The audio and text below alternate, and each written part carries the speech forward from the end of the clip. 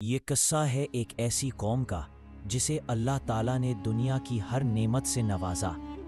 قوم عاد جو طوفان نوح کے بعد عرب کی سرزمین پر آباد کی گئی۔ یہ لوگ دنیا کی سب سے زیادہ طاقتور، خوبصورت اور جسمانی طور پر مضبوط انسانوں میں شمار ہوتے تھے۔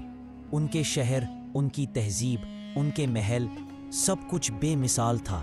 قرآن میں اللہ تعالیٰ فرماتا ہے، کیا تم نے نہیں دیکھا کہ تمہارے رب نے قوم عاد کے ساتھ کیا کیا؟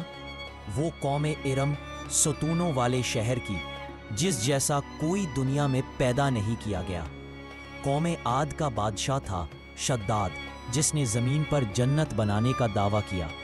اس نے 300 سال میں ایک عظیم الشان جنت تعمیر کروائی، لیکن جب وہ اس جنت میں داخل ہونے لگا تو اللہ کا عذاب نازل ہوا اور وہ جنت سمیت زمین میں دفن ہو گیا۔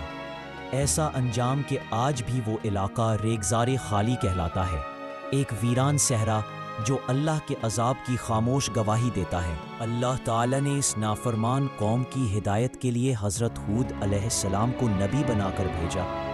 آپ نے انہیں اللہ کی وحدانیت کی طرف بلایا، توبہ کا پیغام دیا، لیکن قوم نے تکبر کیا، انکار کیا اور کہا، ہم سے طاقتور کوئی نہیں، ہم اپنے باپ دادا کے معبودوں کو نہیں چھوڑ سکتے۔ حضرت ہود علیہ السلام نے بار بار سمجھایا، انہیں اللہ کی نعمتیں یاد دلائی، انہیں طوفان نوح کا انجام یاد دلایا، مگر وہ نہ مانے، بلکہ آپ کو جادوگر اور دیوانہ کہا۔ جب قوم عاد اپنی ضد اور سرکشی سے باز نہ آئی تو حضرت ہود علیہ السلام نے دعا کی، اے میرے رب، انہوں نے مجھے جھٹلایا ہے، اب تو فیصلہ فرما۔ اللہ نے ان کی دعائیں سنی اور عذاب کا آغاز ہوا۔ 3 سال تک بارش بند ہو گئی، چشمے سوکھ گئے، کھیت ویران، مویشی مرنے لگے اور قوم پریشان ہو گئی۔ آخر کار ایک دن آسمان پر ایک سیاہ بادل نمودار ہوا۔ قوم خوشی سے چلائی، یہ بادل ہے، اب بارش ہوگی۔ لیکن یہ بادل اللہ کا عذاب لے کر آیا تھا۔ یہ بادل 7 راتیں اور 8 دن مسلسل آندھی کی صورت میں چلا، جو کسی بھی زندہ شے کو باقی نہ چھوڑا۔ سب کچھ مٹی میں مل گیا۔ واہ، وہ مضبوط ستون، وہ عظیم الشان محل، سب زمین بوس ہو گئے، سوائے حضرت ہود علیہ السلام اور ان کے چند ماننے والوں کی۔ اللہ نے انہیں بچا لیا۔ آج جب ہم قرآن کی یہ آیات پڑھتے ہیں تو مقصد صرف تاریخ سنانا ہے۔